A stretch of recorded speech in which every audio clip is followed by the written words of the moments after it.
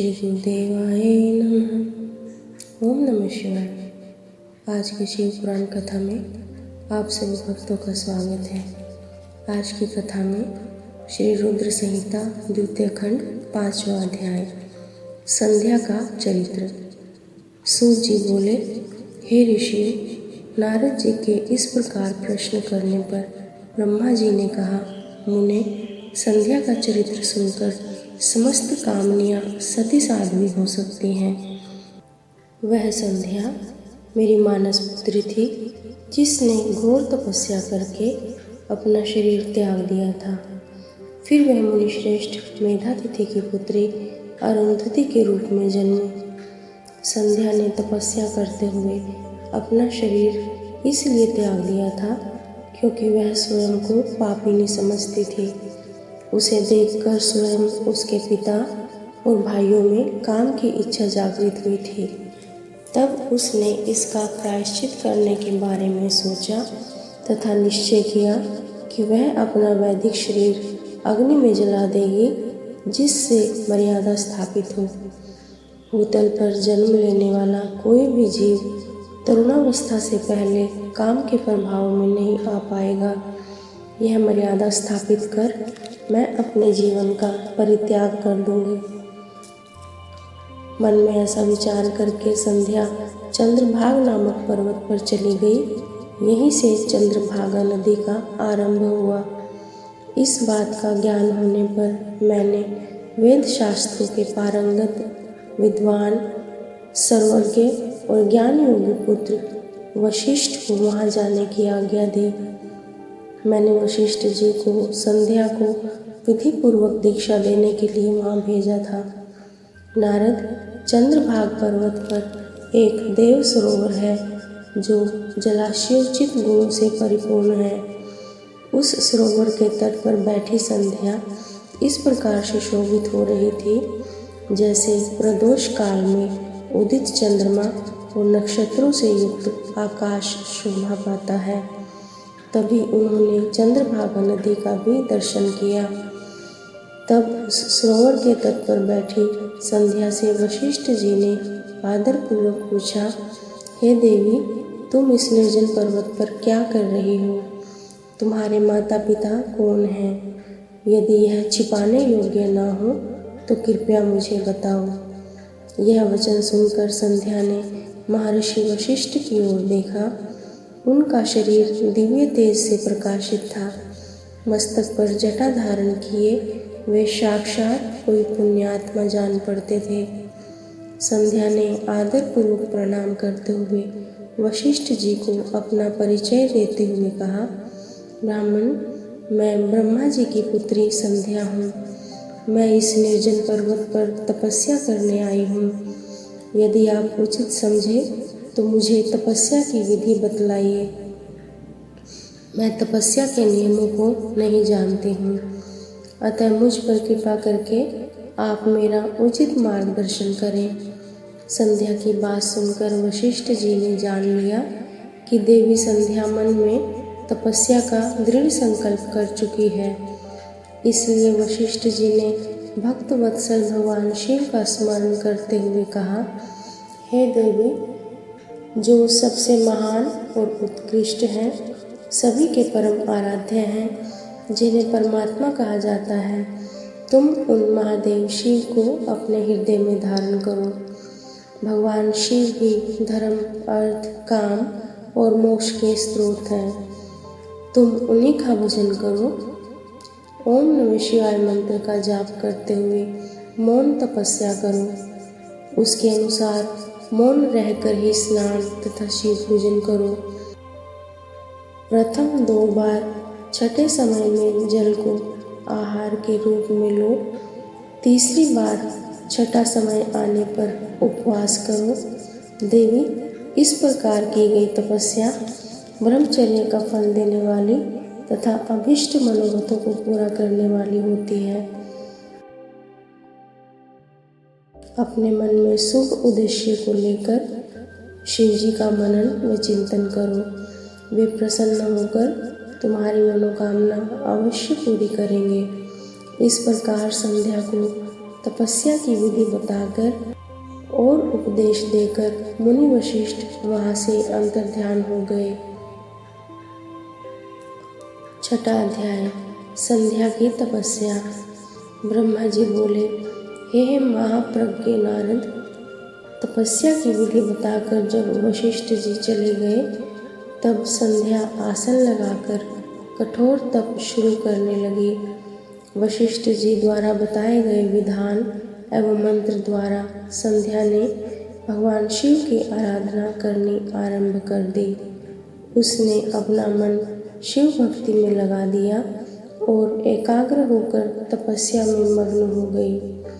तपस्या करते करते 4 युग बीत गए। तब भगवान शिव प्रसन्न हुए और संध्या को अपने स्वरूप के दर्शन दिए, जिसका चिंतन संध्या द्वारा किया गया था। भगवान का मुख प्रसन्न था, उनके स्वरूप से शांति बरस रही थी। संध्या के मन में विचार आया कि मैं महादेव की स्तुति कैसे करूं। इसी सोच में संध्या ने नेत्र बंद कर लिए। भगवान शिव ने संध्या के हृदय में प्रवेश कर उसे दिव्य ज्ञान दिया, साथ ही दिव्य वाणी और दिव्य दृष्टि भी प्रदान की। संध्या ने प्रसन्न मन से भगवान शिव की स्तुति की।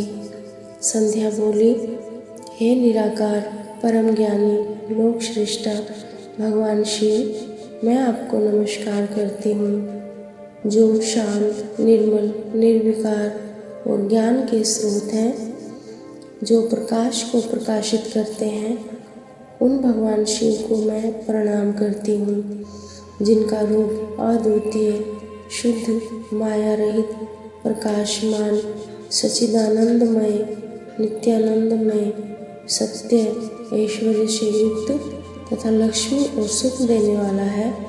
उन परमपिता परमेश्वर को मेरा नमस्कार है, जो सत्व प्रधान, ध्यान योग्य, आत्मस्वरूप, सारभूत, सबको पार लगाने वाला तथा परम पवित्र है। उन प्रभु को मेरा प्रणाम है। भगवान शिव, आपका स्वरूप शुद्ध, मनोहर, रत्नमय आभूषणों से अलंकृत एवं कपूर के समान है। आपके हाथों में डमरू, रुद्राक्ष और त्रिशूल शोभा पाते हैं। आपके इस दिव्य, चिन्मय, सगुण और साकार रूप को मैं नमस्कार करती हूँ। आकाश, पृथ्वी, दिशाएं, जल, तेज और काल सभी आपके रूप हैं। हे प्रभु, आप ही ब्रह्म के रूप में जगत की सृष्टि, विष्णु रूप में संसार का पालन करते हैं। आप ही रुद्र रूप धरकर संहार करते हैं। जिनके चरणों में पृथ्वी तथा अन्य शरीर से सारी दिशाएं, सूर्य, चंद्रमा एवं अन्य देवता प्रकट हुए हैं, जिनकी नाभि से अंतरिक्ष का निर्माण हुआ है, वे ही सदा सब ब्रह्म तथा परम ब्रह्म हैं। आपसे सारे जगत की उत्पत्ति हुई है, जिनके स्वरूप और गुणों का वर्णन स्वयं ब्रह्मा विष्णु भी नहीं कर सकते। भला उन त्रिलोकीनाथ भगवान शिव की स्तुति मैं कैसे कर सकती हूँ? मैं एक अज्ञानी और मूर्ख स्त्री हूँ। मैं किस तरह आपको पूजूं कि आप मुझ पर प्रसन्न हों? हे प्रभु, मैं बारंबार आपको नमस्कार करती हूँ। ब्रह्मा जी बोले, नारद, संध्या द्वारा कहे गए वचनों से भगवान शिव बहुत प्रसन्न हुए। उसकी स्तुति ने उन्हें द्रवित कर दिया। भगवान शिव बोले, हे देवी, मैं तुम्हारी तपस्या से बहुत प्रसन्न हूँ, अतः तुम्हारी जो इच्छा हो वह मांगो। तुम्हारी इच्छा मैं अवश्य पूरी करूँगा। भगवान शिव के ये वचन सुनकर संध्या खुशी से उन्हें बार बार प्रणाम करती हुई बोली, हे महेश्वर, यदि आप मुझ पर प्रसन्न होकर कोई वर देना चाहते हैं और यदि मैं अपने पूर्व पापों से शुद्ध हो गई हूँ, तो हे महेश्वर, हे देवेश, आप मुझे वरदान दीजिए कि आकाश, पृथ्वी, और किसी भी स्थान में रहने वाले जो भी प्राणी इस संसार में जन्म ले, वे जन्म लेते ही काम भाव से युक्त न हो जाए। हे प्रभु, मेरे पति भी सुहृदय और मित्र के समान हों और अधिक कामी न हों। उनके अलावा जो भी मनुष्य मुझे सकाम भाव से देखे, वह पुरुषत्वहीन अर्थात नपुंसक हो जाए। हे प्रभु, मुझे यह वरदान भी दीजिए कि मेरे समान विख्यात और परम तपस्विनी तीनों लोकों में और कोई न हो। निष्पाप संध्या के वरदान मांगने को सुनकर भगवान शिव बोले, हे देवी संध्या, तथास्तु, तुम जो चाहती हो मैं तुम्हें प्रदान करता हूँ। प्राणियों के जीवन में अब 4 अवस्थाएं होंगी। पहली शैशव अवस्था, दूसरी कौमार्य अवस्था, तीसरी यौवन अवस्था और चौथी वृद्धावस्था। तीसरी अवस्था अर्थात यौवन अवस्था में ही मनुष्य सकाम होगा। कहीं कहीं दूसरी अवस्था के अंत में भी प्राणी सकाम हो सकते हैं। तुम्हारी तपस्या से प्रसन्न होकर ही मैंने यह मर्यादा निर्धारित की है। तुम परम सती होंगी और तुम्हारे पति के अतिरिक्त जो भी मनुष्य तुम्हें सकाम भाव से देखेगा, वह तुरंत पुरुषत्वहीन हो जाएगा। तुम्हारा पति महान तपस्वी होगा जो कि 7 कल्पों तक जीवित रहेगा। इस प्रकार मैंने तुम्हारे द्वारा मांगे गए दोनों वरदान तुम्हें प्रदान कर दिए हैं। अब मैं तुम्हें तुम्हारी प्रतिज्ञा को पूर्ण करने का साधन बताता हूँ। तुमने अग्नि में अपना शरीर त्यागने की प्रतिज्ञा की थी। मुनिवर मेधातिथि का एक यज्ञ चल रहा है जो कि 12 वर्षों तक चलेगा। उसमें अग्नि बड़े जोरों से जल रही है। तुम उसी अग्नि में अपना शरीर त्याग दो। चंद्रभागा नदी के तट पर ही तपस्वियों का आश्रम है जहाँ महायज्ञ हो रहा है। तुम उसी अग्नि से प्रकट होकर मेधातिथि की पुत्री होगी। अपने मन में जिस पुरुष की इच्छा करके तुम शरीर त्यागोगी, वही पुरुष तुम्हें पति रूप में प्राप्त होगा। संध्या, जब तुम इस पर्वत पर तपस्या कर रही थी, तब त्रेता युग में प्रजापति दक्ष की बहुत सी कन्याएं हुई। उनमें से 27 कन्याओं का विवाह उन्होंने चंद्रमा से कर दिया। चंद्रमा उन सबको छोड़कर केवल रोहिणी से प्रेम करते थे। तब दक्ष ने क्रोधित होकर उन्हें शाप दे दिया। चंद्रमा को शाप से मुक्त कराने के लिए उन्होंने चंद्रभागा नदी की रचना की। उसी समय मेधातिथि यहाँ उपस्थित हुए थे। उनके समान कोई तपस्वी न है न होगा। उन्हीं का ज्योतिष्ठोम नामक यज्ञ चल रहा है जिसमें अग्निदेव प्रज्वलित हैं। तुम उसी आग में अपना शरीर डालकर पवित्र हो जाओ और अपनी प्रतिज्ञा पूरी करो। इस प्रकार उपदेश देकर भगवान शिव वहाँ से अंतर्ध्यान हो गए। 7वां अध्याय, संध्या की आत्माहुति। ब्रह्मा जी कहते हैं, नारद, जब भगवान शिव देवी संध्या को वरदान देकर वहाँ से अंतर्ध्यान हो गए, तब संध्या उस स्थान पर गई जहाँ पर मुनि मेधातिथि यज्ञ कर रहे थे। उन्होंने अपने हृदय में तेजस्वी ब्रह्मचारी वशिष्ठ जी का स्मरण किया तथा उन्हीं को पति रूप में पाने की इच्छा लेकर संध्या महायज्ञ की प्रज्वलित अग्नि में कूद गई। अग्नि में उसका शरीर जलकर सूर्यमंडल में प्रवेश कर गया। तब सूर्य ने पितरों और देवताओं की तृप्ति के लिए उसे 2 भागों में बांटकर रथ में स्थापित कर दिया। उसके शरीर का ऊपरी भाग प्रातः संध्या हुआ तथा शेष भाग साय संध्या हुआ। साय संध्या से पितरों को संतुष्टि मिलती है। सूर्योदय से पूर्व जब आकाश में लाली छाई होती है अर्थात अरुणोदय होता है, उस समय देवताओं का पूजन करें। जिस समय लाल कमल के समान सूर्य अस्त होता है अर्थात डूबता है, उस समय पितरों का पूजन करना चाहिए। भगवान शिव ने संध्या के प्राणों को दिव्य शरीर प्रदान कर दिया। जब मेधातिथि मुनि का यज्ञ समाप्त हुआ तब उन्होंने एक कन्या को, जिसकी कांति सोने के समान थी, अग्नि में पड़े देखा। उसे मुनि ने भली प्रकार से स्नान कराया और अपनी गोद में बैठा लिया। उन्होंने उसका नाम अरुंधति रखा। यज्ञ के निर्विघ्न समाप्त होने पर और पुत्री प्राप्त होने के कारण मेधातिथि बहुत प्रसन्न थे।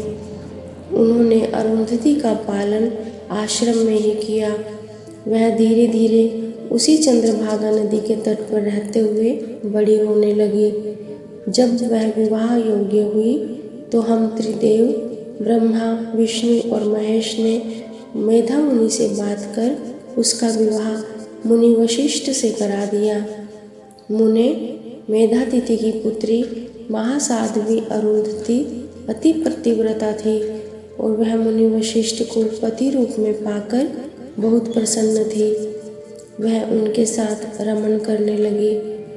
उससे शक्ति आदि शुभ एवं श्रेष्ठ पुत्र उत्पन्न हुए। हे नारद, इस प्रकार मैंने तुम्हें परम पवित्र देवी संध्या का चरित्र सुनाया। यह समस्त अभिष्ट फलों को देने वाला है। यह परम पावन और दिव्य है। जो स्त्री पुरुष इस शुभ व्रत का पालन करते हैं उनकी सभी कामनाएं पूरी होती हैं। ओम नमः शिवाय। आज की कथा में इतना ही। शेष कथा अगले भाग में। श्री शिवार्पणमस्तु।